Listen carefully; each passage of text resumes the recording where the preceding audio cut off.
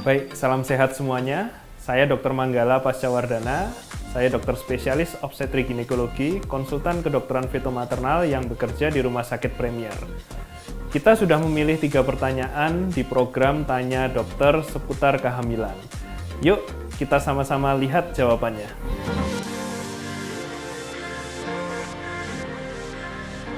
Apakah preeklamsi bisa dicegah? Lalu, bagaimana sih identifikasi preeklamsi pada ibu hamil yang tergolong ringan sampai dengan berat? Dan apakah ibu hamil dengan riwayat persalinan sebelumnya yang terjadi preeklamsi pada kehamilan berikutnya juga bisa terulang? Ya, terima kasih pertanyaannya Ibu Tiffany Putri. Jadi yang ditanyakan adalah seputar preeklamsi atau kita sebut dengan hipertensi dalam kehamilan ya.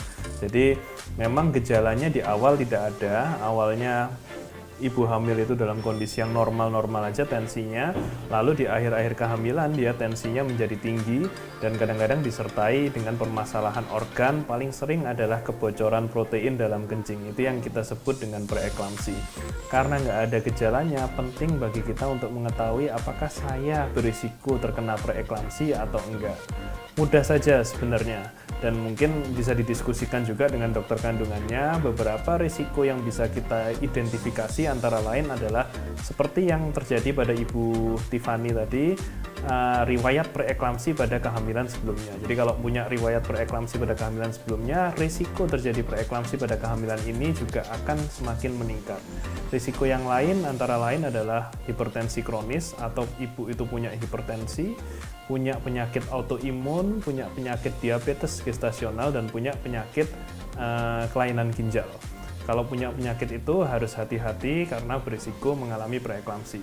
Faktor risiko yang lain antara lain adalah kehamilan kembar, lalu misalnya ibu itu hamil dalam kondisi yang terlalu muda, kurang dari 20 tahun, atau terlalu tua, di atas 35 tahun.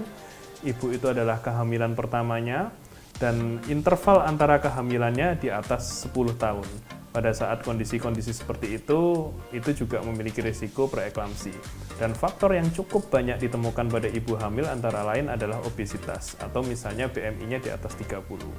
Jangan khawatir, kalau kita mendeteksi ada risiko itu, coba diskusikan dengan dokter kandungannya, karena kita bisa mencegah dengan obat-obat yang sebenarnya simple, namun harus rutin dikonsumsi hingga akhir mendekati persalinan nanti. Pertanyaan kedua dari @akmalmaula31. Halo dok, izin bertanya, kenapa sih pada ibu hamil dengan rabun jauh yang tinggi disarankan untuk tidak melahirkan secara normal, dan apakah bahaya bagi ibu? Baik, untuk @akmalmaula, jadi memang pertanyaan-pertanyaan ini cukup sering ditanyakan ya oleh ibu hamil ya, mengenai rabun jauh atau kadang-kadang kita sebut istilah medisnya miopia ya. Jadi memang secara umum sampai saat ini belum ada rekomendasi apapun yang menyebutkan bahwa kalau kita memiliki rabun jauh atau high myop ya, kita sebut seperti itu memiliki risiko bahaya pada kehamilan. Cuma memang ada beberapa literatur ya yang menyebutkan bahwa intinya kalau kita memiliki rabun jauh, high myop, rabun jauh itu kita sebutkan kalau dia matanya di atas -6. Dia memiliki potensi ada permasalahan di saraf matanya yang itu harus dievaluasi oleh dokter mata. Dan ada beberapa penelitian yang menyebutkan bahwa kalau misalnya dilakukan persalinan lewat bawah, ada potensi permasalahan di saraf matanya itu akan terjadi peningkatan. Namun itu adalah dari 1 atau 2 studi literatur tertentu. Tentunya untuk menentukan apakah ini cocoknya lahir normal atau sesar, lebih baik dikonsulkan karena kita harus mengetahui secara lengkap bagaimana kondisi mata dari ibu hamil itu. Oke, pertanyaan terakhir dari Bu Mega di Surabaya. Dok, mau tanya dong, apakah ada tanda-tanda pada saat kehamilan jika bayi yang akan dilahirkan mengalami Down syndrome? Ya, terima kasih Bu Mega pertanyaannya. Jadi pertanyaan Bu Mega ini tentang Down syndrome ya, atau kadang-kadang kita kenal sebagai trisomi 21 atau kelebihan kromosom nomor 21 pada anak yang akan dilahirkan nantinya. Jadi memang kalau kita melihat dari tanda-tanda ibunya, tentunya hal ini tidak bisa dilihat ya, karena masalah itu terjadi pada janinnya. Dan perlu kita ketahui bersama bahwa setiap ibu hamil memiliki risiko anaknya mengalami Down syndrome, dan itu potensi itu akan semakin meningkat ketika ibunya semakin berusia tua. Jadi kalau misalnya contohnya, saya kasih contoh, misalnya usia ibu itu di atas 35 tahun, risiko Down syndrome-nya bisa meningkat hingga 1/400 kehamilan.